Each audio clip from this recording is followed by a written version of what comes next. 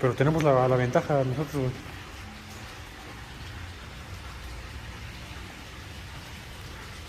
Porque, pues, ese es un túnel, güey, mira, ahí no hay salidas, güey.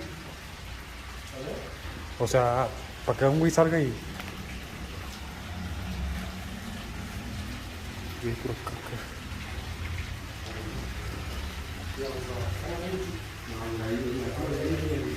En el río, güey. Mames, güey. Es arriba, les estoy diciendo que es arriba, güey.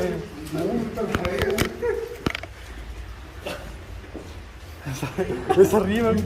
Uy, ya vámonos pues para afuera. No, qué chingados es esa